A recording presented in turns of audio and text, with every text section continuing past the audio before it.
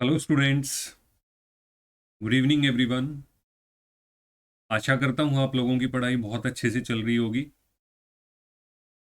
आज हम करेंगे बेटा मिक्स क्वेश्चन की सेकंड क्लास। इंग्लिश का हमारा टारगेट जो रहेगा अब वो रहेगा 20 में से 20 मार्क्स की इंग्लिश आपकी केवीएस में आती है और डीएसएसबी के टीचिंग एग्जाम में भी 20 मार्क्स की ही इंग्लिश आती है। तो अब से हमारा फोकस रहेगा कि इंग्लिश में हम 20 में से 20 नंबर स्कोर करें। तो इसी उद्देश्य के साथ, इसी टारगेट के साथ आज की क्लास की शुरुआत करते हैं। आज की क्लास बहुत इंपॉर्टेंट रहने वाली है क्योंकि इसमें कुछ इंपॉर्टेंट फ्रेजेस हम डिस्कस करेंगे जो एग्जाम में बार बार रिपीट किए जाते हैं। जो एरर के क्वेश्चन है वो भी काफ़ी इंपॉर्टेंट रहेंगे। तो आज की क्लास आपको ध्यान से अटेंड करनी है और इसको ज़्यादा से ज़्यादा आपको शेयर भी करना है। तो शुरू करते हैं बेटा आज की class. First question, choose the correct option to fill in the blanks. ये फिलअप्स के कुछ क्वेश्चन हैं। First question, a group of agitators dash the mob to break down the vice chancellor's door. Agitators क्या होते हैं बेटा? जो आंदोलन करता होते हैं या उत्पाती लोग होते हैं उनको एजिटेटर्स बोला जाता है। मोब होती है भीड़। भीड़ भी कैसी बेटा? उग्र भीड़, जो गुस्से में होती है, भड़की हुई जो भीड़ होती है उसको बोलते हैं मोब। तो जो एक एजिटेटर्स का ग्रुप था उसने भीड़ को डैश किया, किसके लिए? ताकि वो वाइस चांसलर का डोर ब्रेक कर दे। अब इसमें ऑप्शंस पे आते हैं बेटा। विश्ड, विश्ड का मतलब तो होता है इच्छा जाहिर करना अपनी, तो यहाँ इच्छा की बात नहीं हो रही है। थ्रेटेंड, डराना, डराने की सेंस भी नहीं आएगी यहाँ पे। अब दो ऑप्शन बचते हैं, एक्साइट और इनसाइट। एक्साइट मतलब होता है बेटा जोश पैदा करना। ये समझो आप पॉजिटिव वर्ड है, आप में मतलब खुशी के मारे भी आप एक्साइट हो सकते हो, नर्वसनेस में भी एक्साइटमेंट की फीलिंग आ सकती है। इसका आंसर होगा डी, इंसाइटेड। इंसाइटेड का मतलब होता है बेटा भड़काना या उकसाना। तो जो एक ग्रुप था एजिटेटर्स का, उन्होंने भीड़ को भड़काया या उकसाया किस लिए? ताकि वो वाइस चांसलर के दरवाजे को तोड़ दे, ब्रेक कर दे। तो answer is D, incited. Next question, the students are told to dash these words in the dictionary. बच्चों को कहा गया क्या? शब्द डिक्शनरी में क्या करने के लिए, क्या करना है बच्चों को डिक्शनरी में शब्दों का क्या करना है? तो चार ऑप्शन है बेटा, look down, look up, look into और लुक आफ्टर। तो इसका आंसर तो रहेगा बेटा लुक अप। लेकिन ये चारों ऑप्शंस जो हैं इंपॉर्टेंट फ्रेज बनते हैं, बहुत इंपॉर्टेंट है, पेपर में बार बार पूछे जाते हैं, तो आपको चारों के मतलब पता होना चाहिए। फर्स्ट ऑप्शन आती है आपकी लुक डाउन। लुक डाउन का मतलब क्या होता है?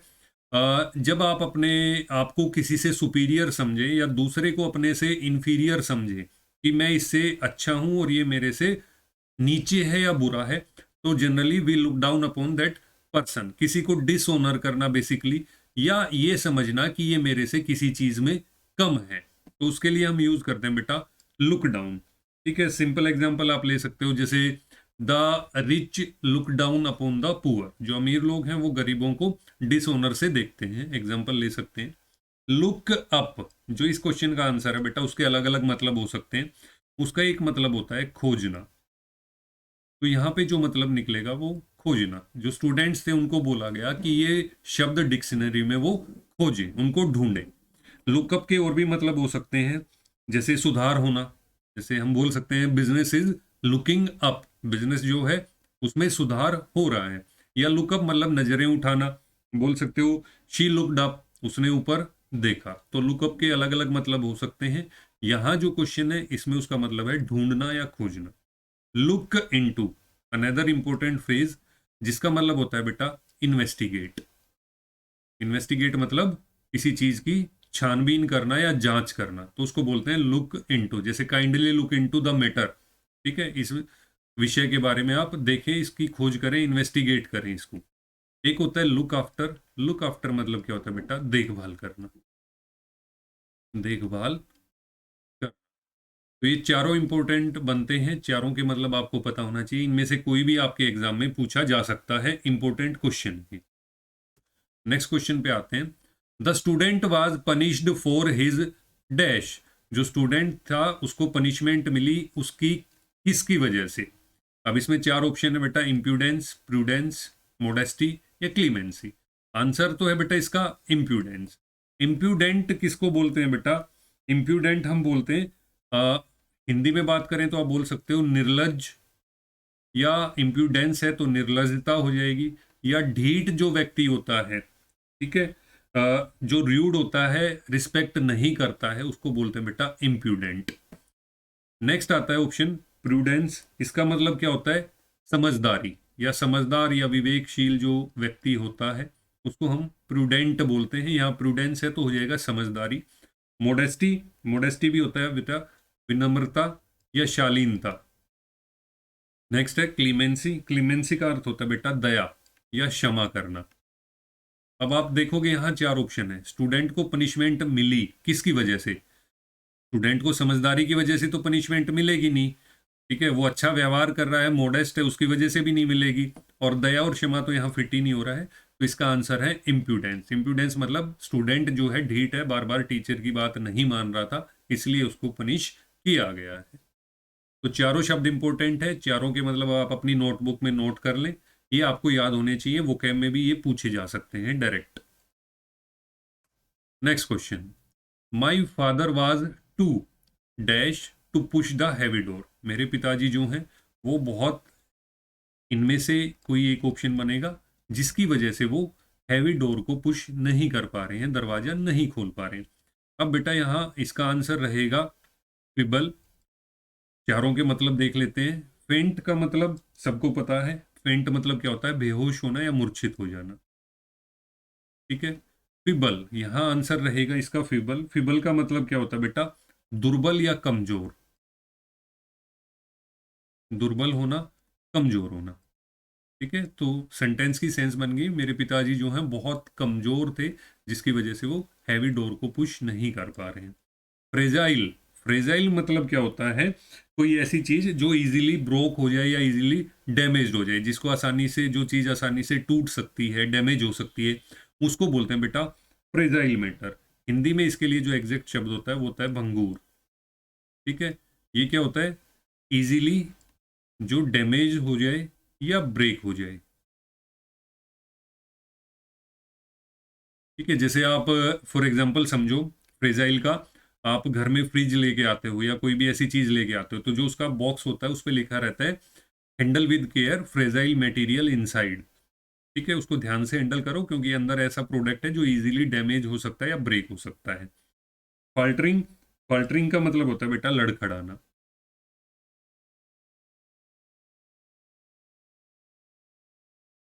तो ये चारों शब्दों के मतलब आपको पता होना चाहिए। आंसर हो जाएगा इसका B, feeble. The sun is shining brightly. Sun जो है बहुत अच्छे से शाइन कर रहा है, चमक रहा है। Please dash the light. अब लाइट की जरूरत नहीं है तो लाइट को क्या करें? बंद कर दें। अब यहां देखो बेटा, अगर ऑप्शन में आपको दे रखा होता switch off, please switch off the light, तो वो उसका आंसर हो जाता। स्विच ऑफ मतलब बंद करना, स्विच ऑन मतलब किसी चीज को चलाना। तो स्विच ऑफ अगर होता तो आंसर वो हो जाता, स्विच ऑफ है नहीं। अब इसने 4 ऑप्शन दे दिए बेटा, put on, put off, put out या टेक ऑफ। आंसर इसका रहेगा बेटा आपका सी, पुट आउट। पुट आउट का मतलब भी क्या होता है? बुझाना, ध्यान रखना, बुझाना। इसमें कंफ्यूजन क्या होता है? हम ज्यादातर जो स्टूडेंट्स हैं वो जाते हैं पुट ऑफ के साथ, तो पुट ऑफ नहीं है बेटा, इसका आंसर होगा पुट आउट। पुट आउट का मतलब होता है बुझाना, या स्विच ऑफ का मतलब होता है बुझाना या बंद करना, ठीक है। पुट ऑन, पुट ऑन का मतलब क्या होता है? पहनना। आप अपने शरीर पे ड्रेस डाल रहे हो, ज्वेलरी डाल रहे हो, तो उसके लिए हम क्या यूज करते हैं बेटा? Put on. पुट ऑफ का मतलब होता है किसी चीज को डिले करना, पोस्टपोन करना, स्थगित करना, तो उसके लिए बोलते हैं हम पुट ऑफ। टेक ऑफ का मतलब आपको पता ही है, जैसे फ्लाइट आपकी टेक ऑफ करती है तो उड़ान भरना। पुट आउट हो जाएगा इसका आंसर, जिसका अर्थ है बुझाना। Next, if you say to someone, अगर आप किसी को बोलते हो, क्या बोलते हो? You are so full of yourself. आप किसी को बोल रहे हो you are so full of yourself, they will probably feel, तो उनको कैसा लगेगा? अब देखो ये पूरा सेंटेंस डिपेंड है इस अर्थ पे। अगर आपको पता है you are so full of yourself का अर्थ क्या है तो ऑप्शन इजीली हम फाइंड आउट कर सकते हैं। तो you are so full of yourself या you are full of yourself, ये बेटा एक ईडियम बनता है जिसका अर्थ क्या होता है। फुल ऑफ योर सेल्फ का मतलब है कि too proud of yourself, मतलब अपने आप को बहुत सुपीरियर समझना या अपने आप पर घमंड करना। एक ऐसा व्यक्ति जो हमेशा अपनी ही तारीफ करता रहे या अपने आप को बहुत सुपीरियर समझे, प्राउड समझे, तो उसके लिए ये फ्रेज यूज किया जाता है। तो अगर आप बोल सकते हो कहीं ना कहीं इसका अर्थ हम घमंडी की सेंस में भी ले सकते हैं, जिसको अपने आप पर घमंड है। तो अगर आप दूसरे को बोल रहे हो, if you say to someone कि आप घमंडी हो, you are so full of yourself, they will probably feel, तो उनको कैसा लगेगा? प्लीज्ड, खुश होंगे वो? बिल्कुल खुश नहीं होंगे। काम, शांत रहेंगे? नहीं रहेंगे। प्राउड, और अपने आप पर गर्व करेंगे? नहीं। उनको कैसा फील होगा? अपसेट, उनको बुरा लगेगा। अगर आप किसी को सामने से बोल रहे हो कि आप घमंडी हो या you are so full of yourself, तो उनको कैसा लगेगा? दे विल फील अपसेट, उनको बुरा लगेगा। नेक्स्ट, एरर के क्वेश्चन है। किसी पार्ट में बेटा आपको एरर है, आपको बताना है कि कौन से पार्ट में एरर है। ये सारे क्वेश्चन जो है एरर के आज इंपॉर्टेंट है, एग्जाम में आए हुए क्वेश्चन है। On a holiday I prefer reading story books than visiting my friends. Answer करो सभी, पार्टिसिपेट करो बेटा, आंसर करो जल्दी से।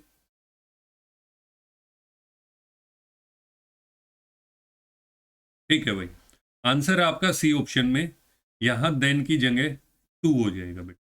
ध्यान रखना, जब भी प्रेफर शब्द आएगा तो प्रेफर का पेयरिंग आपको करना है टू के साथ, देन के साथ प्रेफर की पेयरिंग नहीं होती है। तो प्रेफर जब भी आ जाएगा तो उसके साथ आप क्या यूज करोगे बेटा? टू का यूज करना है आपको, देन का यूज नहीं करना है। Next question, Rajat's brother as well as I am guilty of cheating Ramesh. Rajat का भाई और मैं दोनों जिम्मेदार हैं किसके लिए? रमेश को चीट करने के लिए। अब ये देखो बेटा, यहाँ बहुत इंपॉर्टेंट रूल बनता है। यहाँ पर दो सब्जेक्ट है। पहला सब्जेक्ट है रजत्स ब्रदर, रजत का भाई, और दूसरा सब्जेक्ट है आई। ठीक है, इनको हम किससे कंबाइन कर रहे हैं? एज वेल एज से। तो रूल समझो, जब भी हम दो सब्जेक्ट को बेटा एज वेल एज, यहाँ आपका सब्जेक्ट वन है, यहाँ आपका सब्जेक्ट टू है, तो जब भी हम दो सब्जेक्ट को एज वेल एज, विद, या अलोंग विद हो सकता है, एंड नोट हो सकता है, ठीक है, और भी बहुत सारे इसमें बनते हैं, जैसे in addition to, but, besides, except, rather than. अगर हम दो सब्जेक्ट को इनमें से किसी भी कंजक्शन से जोड़ें तो उस वाक्य में जो भी वर्ब आएगी वो किसके अकॉर्डिंग आती है बेटा? हमेशा आपके फर्स्ट सब्जेक्ट के अकॉर्डिंग आती है। मैं रिपीट करता हूं, यदि हम दो सब्जेक्ट को as well as, with, along with, and not, etcetera से जोड़ें, कंबाइन करें, तो इस सेंटेंस में जो भी वर्ब आएगी वो किसके अकॉर्डिंग आएगी बेटा? फर्स्ट सब्जेक्ट के अकॉर्डिंग आएगी। अब यहां पे देखो आप, वर्ब क्या यूज की है इसने? एम। एम किसके साथ आता है? आई के, लेकिन आई तो यहाँ सब्जेक्ट टू है। वर्ब जो आनी थी वो किसके अकॉर्डिंग आनी थी? फर्स्ट सब्जेक्ट, जो कि क्या है? रजत्स ब्रदर। तो यहाँ एम की जगह क्या आ जाएगा आपका? इज आ जाएगा। बहुत इंपॉर्टेंट रूल है, पेपर में रिपीट होता ही होता है, इसको ध्यान से समझे। फिर रिपीट कर देता हूं एक बार, यदि हम दो सब्जेक्ट को as well as, with, along with, and not से कंबाइन करें तो उस सेंटेंस में जो भी वर्ब होगी वो फर्स्ट सब्जेक्ट के अकॉर्डिंग हमें यूज करनी है। आई होप क्लियर है सबको। कमेंट्स में बताएं फटाफट।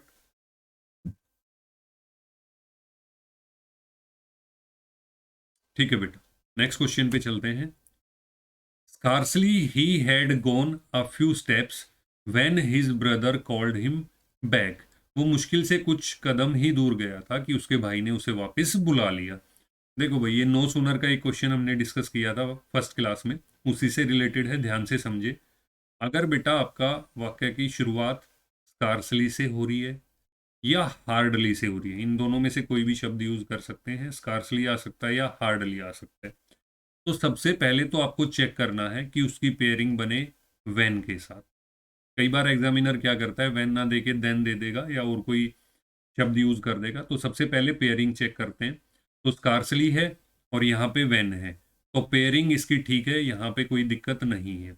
दूसरा, इसमें मैंने आपको एक एक्सप्लेन किया था बेटा, inversion rule. Scarcely, hardly, no sooner, ये नेगेटिव शब्द होते हैं, तो नेगेटिव शब्द से अगर वाक्य की शुरुआत करते हैं तो उसमें इन्वर्जन लगता है। फिर एक्सप्लेन करता हूँ इन्वर्जन रूल क्या होता है।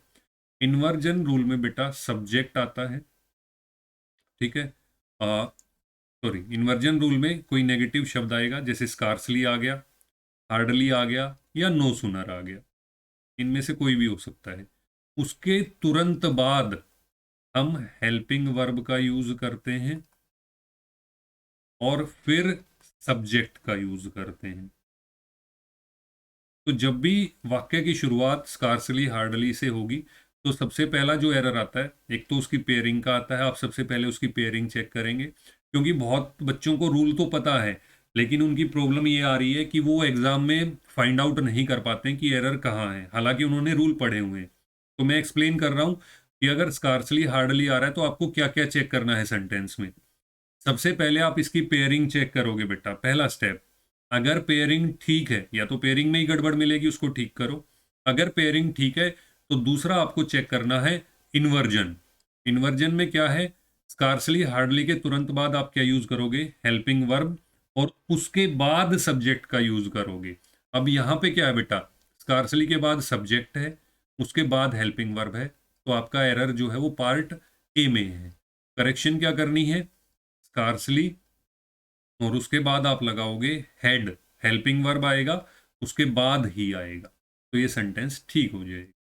तो स्कार्सली, हार्डली वाले सेंटेंस में दो एरर, पहला पेयरिंग का व्हेन, दूसरा इन्वर्जन का। ये दो ही चीजें आपको चेक करनी है बेटा। अगर ये दो चीजें ठीक है तो बाकी सेंटेंस लगभग आपका ठीक ही मिलेगा। नेक्स्ट क्वेश्चन पे आते हैं। Excuse me interrupting you. ठीक है, छोटा सा सेंटेंस है लेकिन बहुत इंपॉर्टेंट है, कंफ्यूजन क्रिएट करता है। कोशिश करें आंसर करने की, पार्टिसिपेट करें, सभी बच्चे आंसर करें इसका।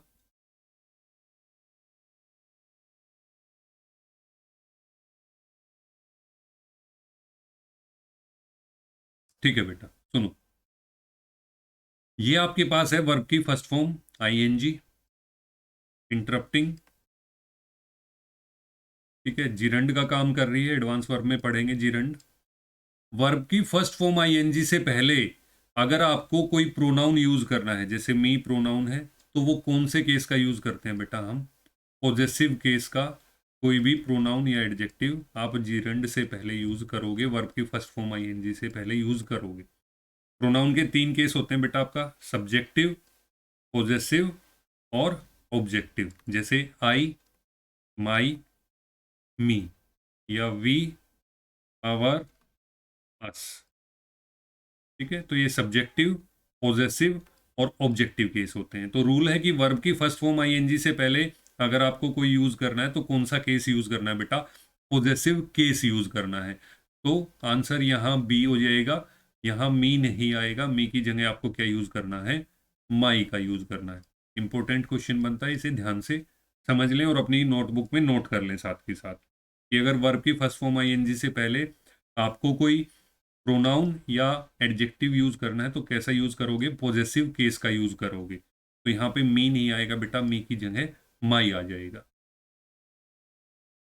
नेक्स्ट, आइदर ही और his friends is managing this show. Easy question है, आंसर करें फटाफट।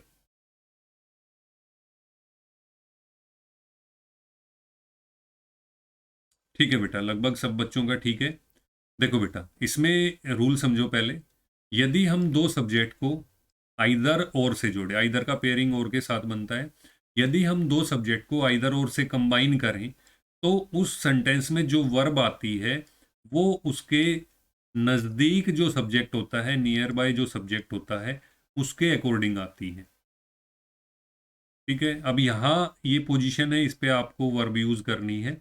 आपके पास दो सब्जेक्ट हैं, ही और हिज फ्रेंड्स, एक सिंगुलर है एक प्लूरल है। अब यहाँ वर्ब का आपको यूज करना है, तो इसके नियर बाय, नजदीक कौन सा सब्जेक्ट है बेटा, फ्रेंड्स, जो कि क्या है, प्लूरल है। तो इज का यूज नहीं करेंगे, प्लूरल के साथ हम क्या यूज करते हैं बेटा, आर का यूज करते हैं। तो बी में एरर है, इज को रिप्लेस करोगे आप किससे, आर से। Next question, no sooner I had started for college then it began to rain. अभी डिस्कस किया हमने बेटा, हार्डली स्कार्सली का सेम नो सुनर का होता है। सबसे पहले उसकी पेयरिंग चेक करो, पेयरिंग देन के साथ बनानी है, इसमें पेयरिंग ठीक है। दूसरा आपको जो चेक करना है वो इन्वर्जन चेक करना है कि इन्वर्जन रूल लगा है या नहीं लगा है।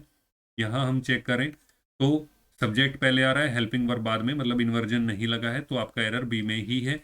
आई हैड नहीं आएगा, हेल्पिंग वर्ब पहले लगाना है, हैड आई। ठीक है, ये रूल 2-3 बार रिपीट हो चुका है बेटा, इंपॉर्टेंट है, इसको एक बार दिमाग में बिठा लो। आगे से कोई क्वेश्चन इसका आता है तो आई एक्सपेक्ट कि आप सभी बच्चे उसको ठीक करेंगे और फटाफट उसका आंसर भी देंगे। तो आई हैड नहीं होगा, आंसर हो जाएगा हैड आई। नेक्स्ट क्वेश्चन पे चलते हैं। Select the most appropriate word for the given sentence. ये वन वर्ड है, इंपॉर्टेंट है बहुत। A remedy for all diseases, सभी बीमारियों की एक दवा, जिसे हम रामबाण औषधि भी बोल देते हैं बेटा, या हम उसे सर्व रोग हर औषधि बोल देते हैं, कि ऐसी दवाई जो सभी रोगों को हर लेती है, उसे बोलते हैं पेनेशिया। बहुत इंपॉर्टेंट शब्द है Panacea, remedy for all disease, सभी बीमारियों की दवाई। एंटीसेप्टिक का आप यूज करते हो, आपको कट लग जाए, चोट लग जाए, ठीक है, तो उस पर लगाते हैं एंटीसेप्टिक। एंटीबायोटिक, बैक्टीरियल कोई इन्फेक्शन हो गया है उसके अगेंस्ट, तो कोई मेडिसिन जो बैक्टीरिया को किल करती है उसको एंटीबायोटिक बोल देते हैं। नारकोटिक्स ऐसी दवाई होती है बेटा, नशीला पदार्थ, ये हम नींद में लाने के लिए भी यूज़ करते हैं, या ड्रग्स वगैरह में भी इसका यूज़ किया जाता है। तो नारकोटिक्स, नशे से संबंधित जो चीज़ें होती हैं वो नारकोटिक्स में आती हैं। नेक्स्ट क्वेश्चन पे आते हैं।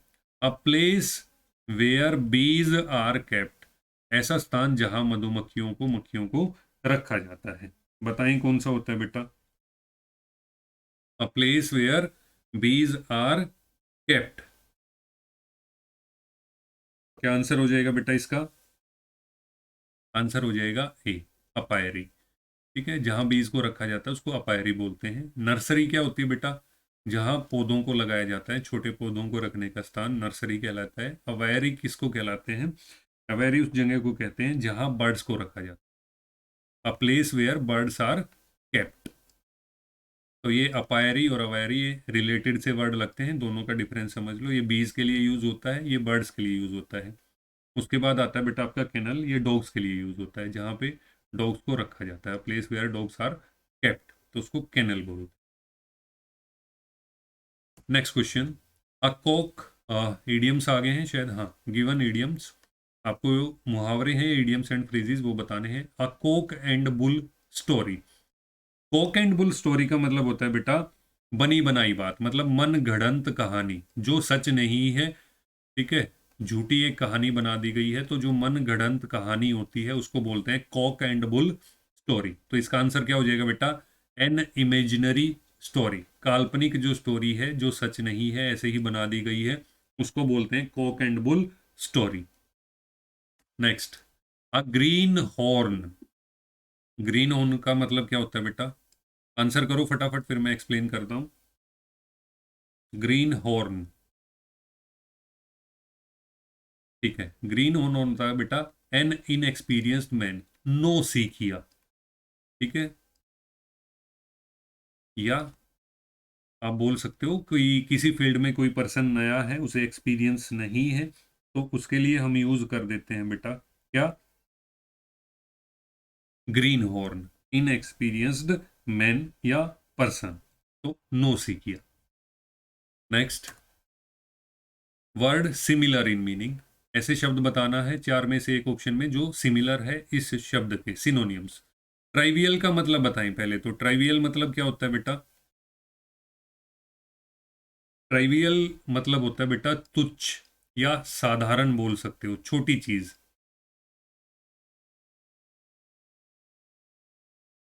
ठीक है, तो क्या हो जाएगा इसका आंसर?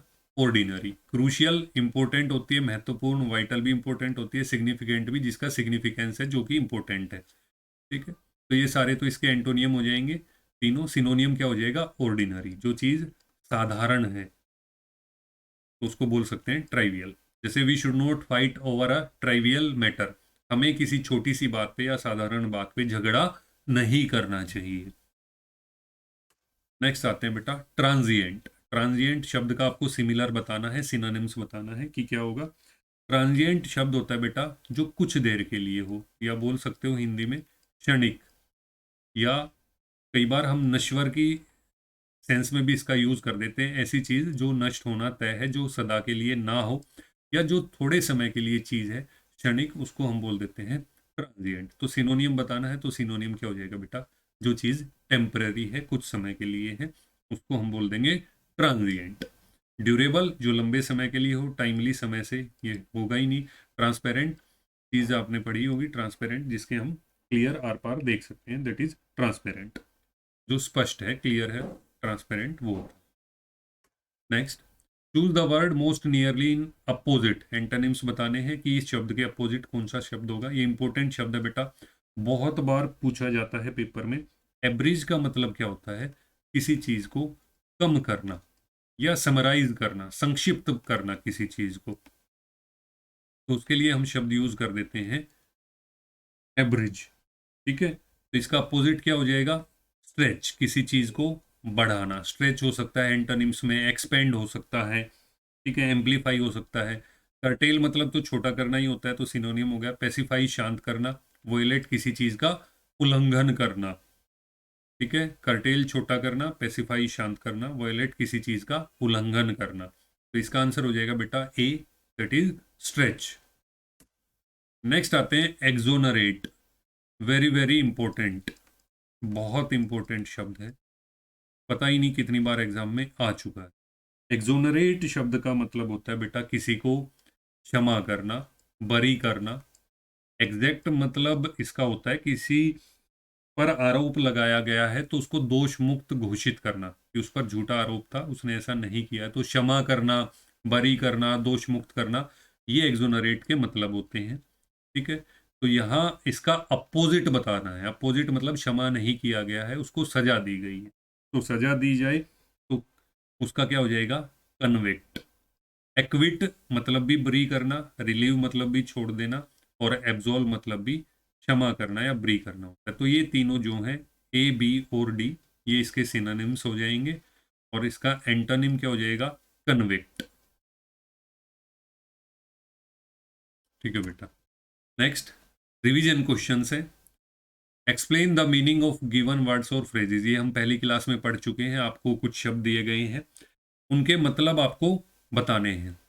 ये सभी के लिए है होमवर्क। सभी बच्चे कमेंट बॉक्स में डालेंगे। लाइव चैट में कोई आंसर ना करे, इसको प्रॉपर कमेंट बॉक्स में आंसर करें सभी। ठीक है, जो बच्चे देख रहे हैं वो लाइव चैट में कर दे, जो अभी नहीं देख रहे हैं बाद में वीडियो देखेंगे, वो कमेंट बॉक्स में इनके आंसर छोड़ें। आपको पता चलेगा कि आपकी कितनी तैयारी है। ये हम लास्ट क्लास में कर चुके हैं। टिमिड, डोरमेंट, माइजर, न्यूमिस्मेटिक्स किसको कहते हैं, लेक्सिकोग्राफर किसको कहते हैं। फटाफट आंसर करें जो भी बच्चे लाइव हैं, मैं देख रहा हूं। जिन जिन शब्दों के मतलब आपको पता है उनके आंसर करें फटाफट। जिनके नहीं पता है वो क्लास के बाद एक बार दोबारा पढ़ें।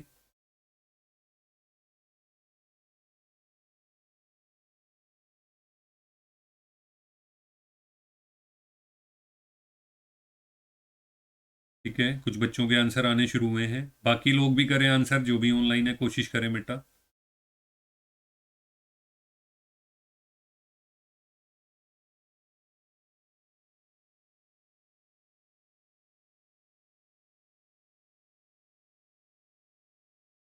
ठीक है,